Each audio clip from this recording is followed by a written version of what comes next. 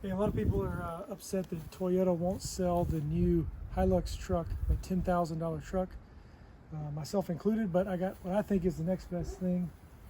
It's this. So start with the basics. What is it? It's a 1996 Toyota Liteace truck, and I'll show you all around it a little bit. So I want to show off what I think is probably the coolest or most useful feature of the truck, and that's the bed.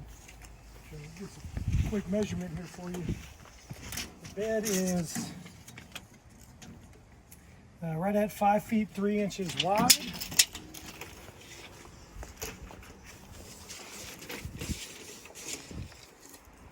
By 8 feet 7 inches long. So this thing is huge. A sheet of plywood will fit in here easy enough. I moved practically my whole house with this thing. Additionally, the sides fold down flat. Let me show you guys how much it's real quick.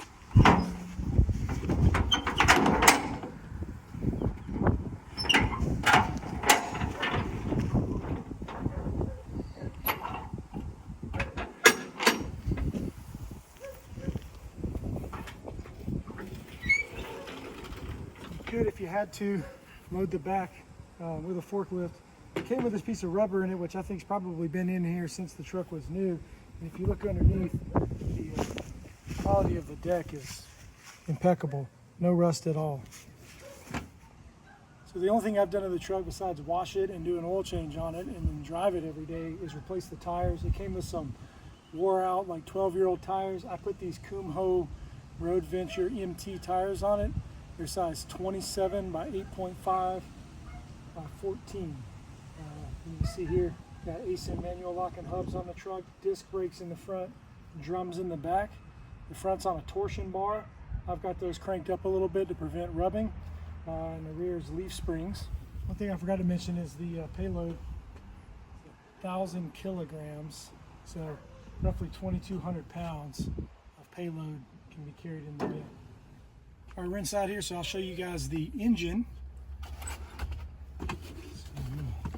Fold the seat down, move my stuff. And under here, got a couple of latches.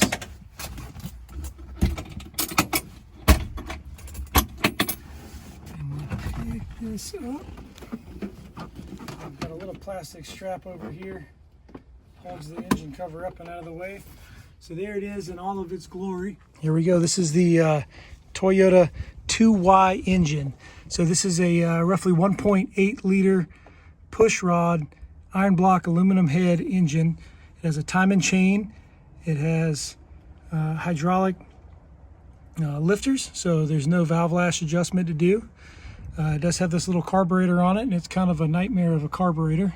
You see the sea of vacuum lines, multiple melting wax vacuum switching valves that control the idle and things like that. Again, it does have air conditioning and power steering. This is a gas engine, if I forgot to mention. There is a diesel option, but I elected to go with the gas engine myself. Interior amenities are fairly sparse. We do have 3 seats. We've got a bench seat here, but it does sit up a little bit higher than the driver and the passenger side seat. So that is kind of reserved for small children only. 2 of these tiny cup holders that are practically useless. And we do have a jack back there. The battery is under the driver's seat. Here's the inside. Got a cassette player, factory radio, ashtray, 12-volt outlet, and the most basic of gauges. This is a 5-speed column shift, and you can see the shift pattern there on the side.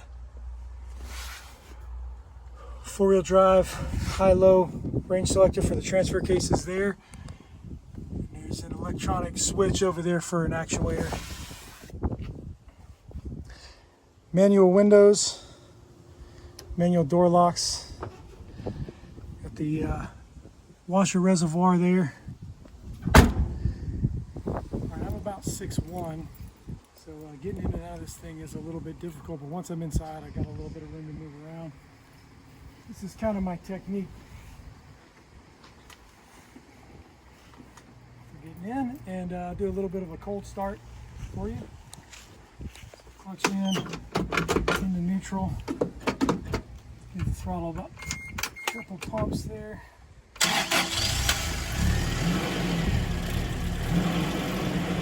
Fire right up. After a few seconds of maintaining a little bit of throttle, it will idle just fine.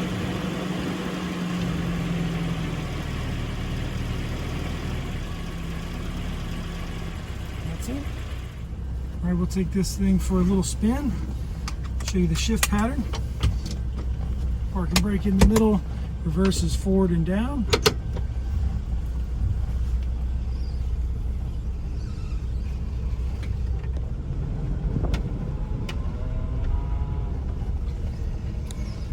First is all the way to you and up.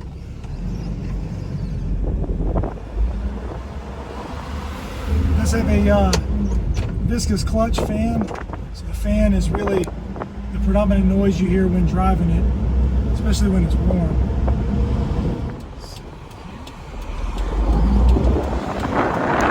First gear is really, really short. Second.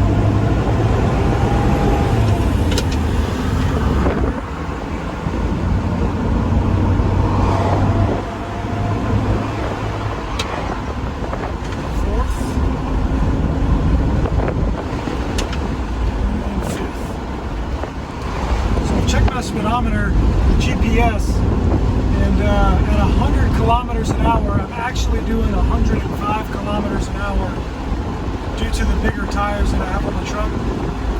So I factored in that variance of 5% and figured out my mileage, and I usually average somewhere around 19.5 to 20, sometimes as high as 21 miles per gallon. It depends a lot on how much time I spend in traffic on my commute. Going to work is usually pretty open, mostly highway.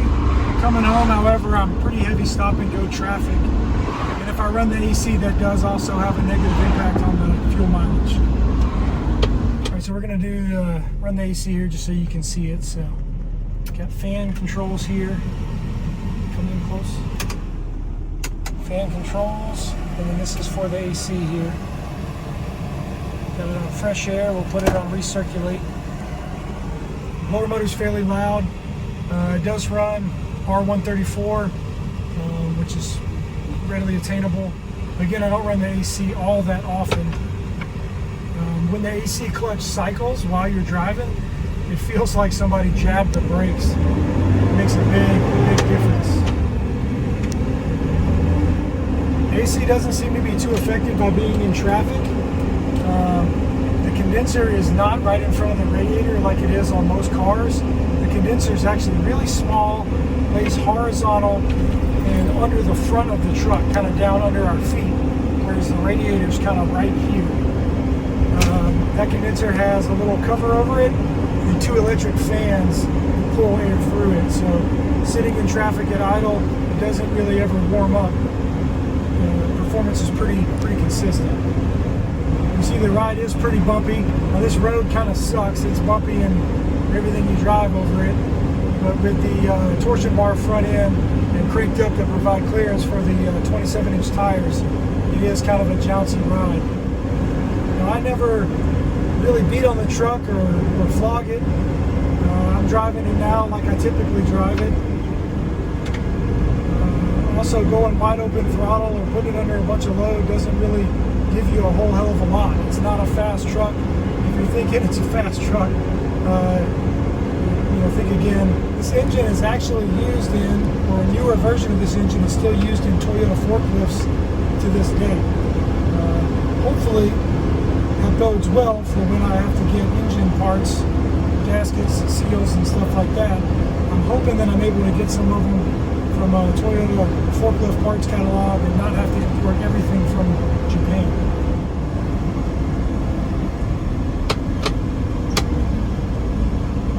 Heel and toe downshifts are possible. Look down at the feet. It's a rev match.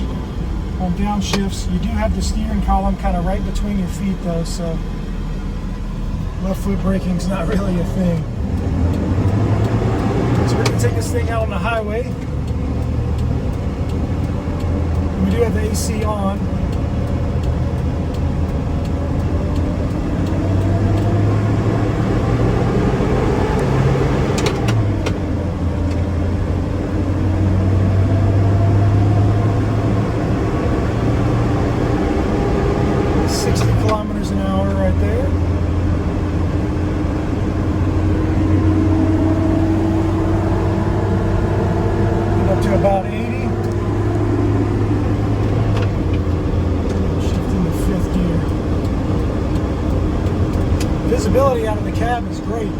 windshield feels like it goes from the top of your head down to your belly button almost.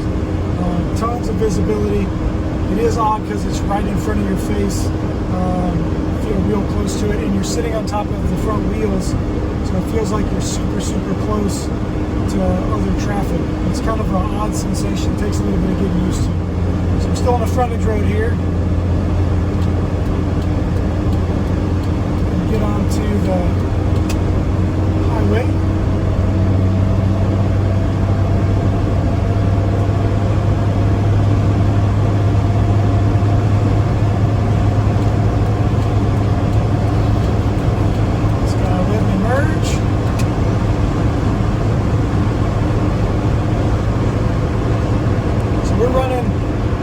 Indicated. Apologize for the shaking. Super bumpy section of road here. Typically I'll drive on the highway on my commute. He indicated 95 kilometers an hour. That puts me a little over or a little around 60 miles an hour. Depending on how open the road is, I may get up to 100. I've driven it at 110, 115 for extended periods of time before, but it's not something I do all the time.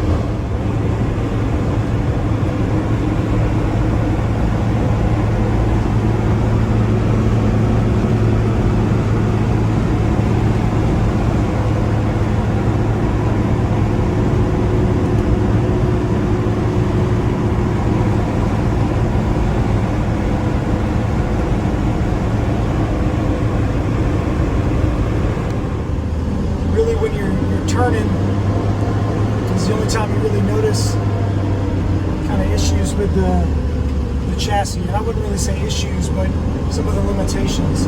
This truck does not handle very well. And high-speed maneuvers are pretty ill-advised. There's no airbags, no ABS, no traction control.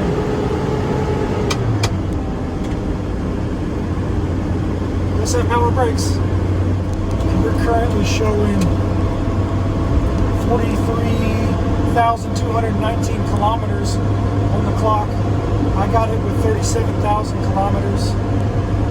The only maintenance that I've done to the truck so far has just been, aside from checking the condition of fluids, doing an oil and filter change. Part number for the oil filter crossed over to a oil filter that's readily available at Toyota dealerships here in North America, so that was no issue. If I recall, it took close to 4 quarts of oil. I'm running a 10W40 Mobile 1 synthetic oil in it right now. There is very little English language information on these trucks. Pretty much everything that I've gotten, parts-wise, fluid capacities-wise, maintenance intervals-wise, has been from using Google on my phone to translate printed Japanese information into English and then try to discern it. They don't have the following, and they haven't been imported for as long as K-Trucks have, so there's much less information, much less of a following. Facebook groups are very small, and most of what you're getting on Facebook groups is from Indonesia and places like that. So again, not a lot of English language stuff. I think this is a compelling vehicle, an alternative to a K-Truck. For one, it may help you dodge some different K-Truck registration issues in certain states. I live here in Texas. Texas allows you to register just about anything, so it's not been an issue for me. But if you live in a state that's restrictive to K-Trucks, you may still be able to register this. It doesn't have the highway limitations that a K-Truck typically does. It's able to maintain 65, 70 miles an hour, even up hills, without too much of a problem. It seats 3. There's more space in here than a typical K-Truck. The bed is considerably larger than a K-Truck. Hell, it's considerably larger than the beds in most trucks that are available in North America from domestic manufacturers. The payload is ridiculous. 2,200 pounds is huge. I'm sure you're not going anywhere in a hurry with 2,200 pounds in the back. But I've used this truck to move my household and it was astonishing the amount of junk that we could fit in the back. With the headache rack, you can just push stuff all the way up to the back of the cab and just pack it in. Plenty of factory tie-down hooks, so securing stuff has been no issue at all. In the not too distant future, I actually hope to have the truck painted. Just go with this Toyota paint code 048 single stage white and just put another coat of that on. There's a little bit of surface rust in a few areas where there's some scratches. Get that taken care of. I also want to get my neck split into the bed and add a few additional tie downs just to make strapping motorcycles down a little bit easier. You could probably import these pretty reasonably.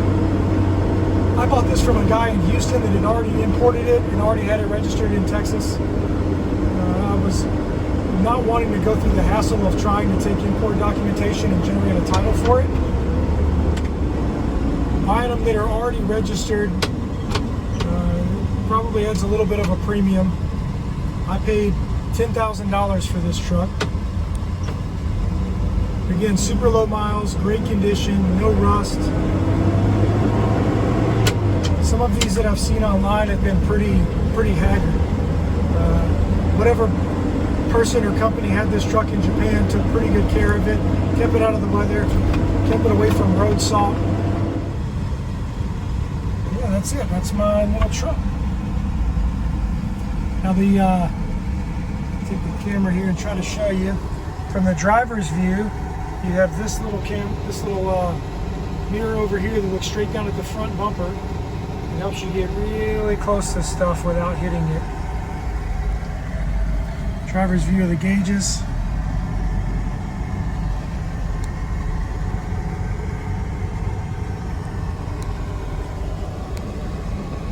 So nothing fancy. Everything you need, nothing that you don't. Just a bare bones work truck. That's it. Any other questions that y'all might have, let me know. I'll try to answer them. I love this thing. I drive it all the time. At least 3 out of 5 days a week I'm driving this to work. And that's mainly because I need to keep miles on my other cars. Yeah, hopefully you all enjoyed the video. Hopefully the audio quality wasn't too bad. Appreciate my wife filming this for me, like, against her wishes. Hopefully this finds you well and gives you some information if you are curious and you keep picking up one of these trucks. Oh, one thing I did forget to mention is don't get one of these trucks if you're a shy person. So I bought this for me because I thought it was cool, and I had no inclination that other people would think it was cool as well. However, that has not been the case. I can't go on a drive, a commute, park anywhere, get gas anywhere without somebody coming up and asking about the truck, people taking pictures of it. It's been a hoot at different car meets that I've gone to with it. There's never a dull moment, and you'll never meet a stranger with it. So it's really cool, the reception that it's had from the general public. People from all walks of life come up and are asking about it and asking where I got it, how much it was, how they can get one, how do I like it, stuff like that. So again, if you're a really shy person, an introvert, don't buy one of these. Because people are going to be coming up to you and talking to you about it.